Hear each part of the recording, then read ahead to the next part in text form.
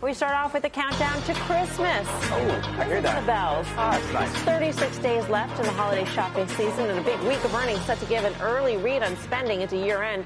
Lowe's, TJX, Gap among the names reporting, but investors are homing in on results from bellwethers Target and Walmart for the latest clues on the state of the consumer. Though Target's been lagging by about 50% in 2024, the gap appears to be narrowing.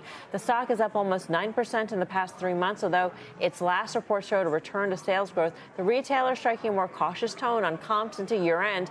Walmart, meantime, gaining over 14% since mid-August. The company raising its guidance last quarter thanks to strength in the first half of the year, but was less certain on how the consumer would fare in the second half. So how do investors approach retail now? Tim, how are you feeling about Walmart? I feel pretty good about Walmart. I might feel better about Target, but it's hard not to feel good about what Walmart's doing on the playing field. I mean, they've done a number of things over the last 6 or 7 quarters, including, so the e-commerce losses are reducing, the higher margin revenue business, so advertising and membership are great. We know what's been going on largely across the board in terms of their ability to dominate both, not just food and grocery, but also maybe a different mix. I think less shrink. I think a dynamic where you have just, again, higher margin businesses paying means this is going to be a 3.5% to 4.5% comp year over year, which is going to be really strong. It's a question of what are you paying for it, and that's why I kind of like Target more here, just because of the multiple. And again, it's 2 times the multiple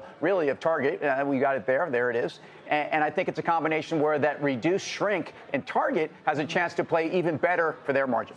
Yeah. I mean, Walmart. That's the key thing. What do you pay, right? So this stock is trading at 35 times.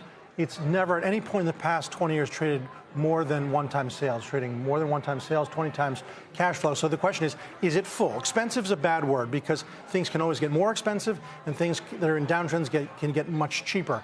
But I think full is the appropriate word. What do you pay? And my hunch is after 3 quarters in a row where it's beat expectations, I don't think it's going to be able to pull that off a 4th time. They are a check-the-box category. It's almost like the way Amazon was. They have 42% of the market share in retail, brick and mortar, so it's hard to fight that. They're getting deeper in DTC. They're nowhere near Amazon. Amazon is like the reverse of them, so they're about 6% online. But Tim didn't really would you rather. Because you asked him Walmart. I don't think I've ever done that in my life. Except for Friday. Except Friday. Yeah, Friday you did. And then Thursday. It's been a weekend. And then Tuesday also. Right, except Tuesdays. But any day ending in denied every time. Yeah, usually any day ending in Y. Tim does a self would you rather. But, you know, it's hard, but to both of their point, it's hard to bet on the winner constantly. I don't own Walmart, I have. But I think Target sets up for a bounce. The reduction in shrink is going to be a big driver for Target. But, Mike, in terms of the valuation of Walmart, can you say that historically it's never traded at these valuations? It didn't have that DTC business. It's sort of a different animal. It didn't have the subscription business of Walmart Plus. It has a different sort of business model than it had when it was only bricks and mortar, 20 years ago.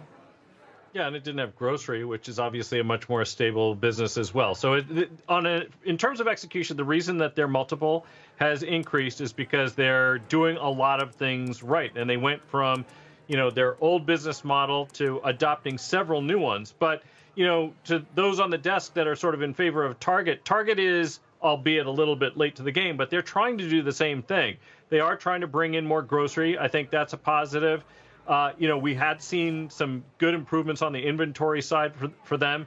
There aren't a lot of places where you can buy stocks that are significantly cheaper than the multiple of the market at 25 times. We didn't mention it, but I think BJ's wholesale, which is, a much smaller business than any of these, but occupies sort of a similar space to the subset of Walmart that we call Sam's and Costco, because they operate, these sort of membership wholesale clubs, the big difference being that they take coupons where some of these others don't. That's another one that's trading cheap. That one's less than 22 times, whereas Costco's trading more than 50. So, you put these two together, and I'm kind of with the guys on the desk just saying, look, we've had a great run. Maybe it's time to look for some better values out there, and I think that BJ's is probably one. I think Target is probably one. So have you trimmed back your Walmart position because of the valuation? I have, and I'd love to buy it lower. In fact, I was selling some upside calls, and those sometimes don't feel great when you get called away. And it just seems like this has been a case where Walmart's up 60% this year. You thought, this year's been all about AI and semis. The SMH, the semiconductor ETF's up 37%, Walmart's 60%.